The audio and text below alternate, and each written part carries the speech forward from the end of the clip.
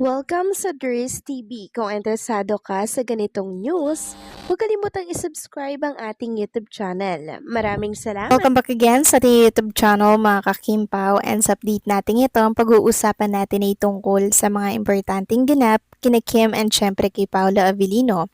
So ang pag-uusapan natin sa update na to mga kakimpaw ay may kinalaman nga po sa panibagong pasabog na naman ni Kim and di Paolo Avellino ngayong araw po ng Friday na tsak ikakagulat po ng lahat. Kanina, nang inanunsyo po ito, ang dami po talagang sumaya mga kakimpaw. Talaga namang niyanig ang buong bansa or worldwide mga kakimpaw dahil sa malaking announcement na to ng taon. Pero bago natin pag-usapan ang tungkol dyan, maraming salamat po sa inyong patuloy na pagsuporta at pagsubaybay sa mga daily update natin. Kaya naman bilang pasasalamat, narito po ang isang napili kong komento patungkol ito sa naging previous update. Mula ito kay Ginang Shirley Alulod. Sabi niya, kaya sorry po talaga and hindi ako na-convince sa pagbubuntis ni Kimi kasi nga sa nakarang 11 years hindi nangyari yun. At saka doon ako kumapit sa sinabi niyang hindi ako into live-in, pero sabi ko nga kung nangyari man, happy rin ako kasi nga nasa age naman na siya. God bless Kimi. Maraming salamat po sa inyong komento at sa pagtitiwala kay Chinita Princess. Yes, tama po kayo dyan. Sa 11 years nga po niyang karelasyon itong si Zian, di naman po nangyari na nabuntes si Chinita Princess. Dito pa kaya kay Paolo, di ba, na ilang taon lamang sila at hindi pa po yan mangyayari talaga ngayon kasi nga po ang dami pa pong plano sa buhay ni Chinita Princess. Since si Chinita Princess din po ay marami ding hawak na brand na iniendorso, iniingatan niya po ang kanyang pangalan at maging ang mga hawak niya pong brand mga kakimpaw. Kaya hindi siguro padalos-dalos si Chinita Princess sa mga ganitong usapin. Kasi sa oras na pumasok sa siya ganyan mga kakimpaw, syempre ito na yung paninindigan niya. Kung bagi wala nang balikan, wala nang saulian yan, ito na yung pinili niya po maging buhay, ang maging housewife, 'di ba? Kaya talagang pinag-iisipan niya po mga kakimpaw ang bawat magiging desisyon niya at gagawing hakbang kasi one time lang ito mangyayari, 'di ba? So maraming salamat po sa inyong komento, Ginang Shirley Alulod. God bless po sa inyo and mabuhay kayo.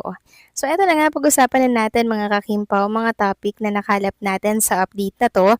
At unahin na nga nating pag-usapan ang tungkol dito sa malaking announcement na talaga namang bumulabog sa buong bansa. Kanina, araw po yan ngayong araw ng Friday. So, official na pong inilabas ang banner ng movie ni Kim and di Paula Avellino. Confirm mga kakimpaw, sila po talaga ang bibida dito sa Perfect Marriage mga kakimpaw. Coming soon in cinemas. Ayan no, Kim and Paula Avellino. At inyong makikita dyan, si Chinita Princess po yung babaeng nakatayo mga kakimpaw. Nakasalamin siya dyan.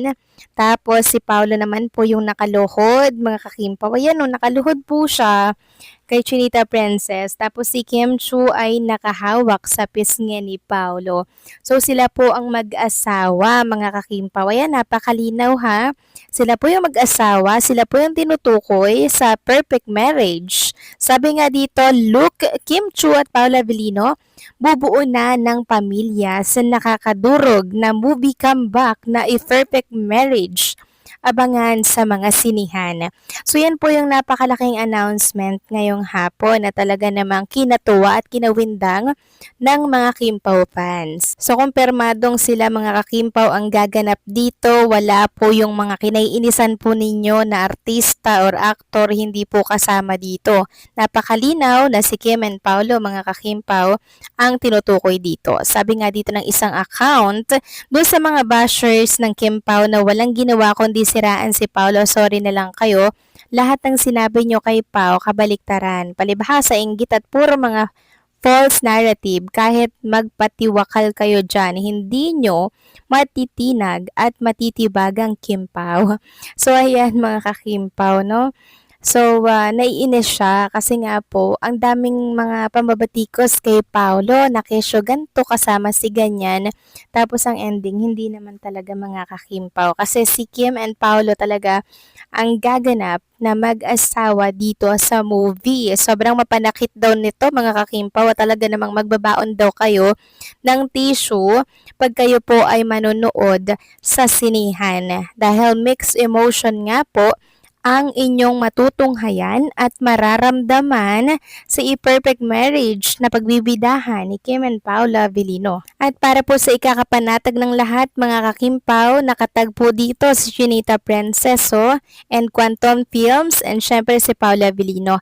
Talagang niladlad na po nila, kinonfirm na nila sa publiko na meron talaga silang gagawin po na pelikula at ongoing po ang shooting niyan mga kakimpaw. Pag wala po si Kim sa It's Showtime, ay nagsushoot po sila ng para sa movie. Inilabas po yan mga kakimpaw ni Attorney Joji. Siya po ang kumumpirma ng lahat ng ito. Hindi na po dilulo mga kakimpaw.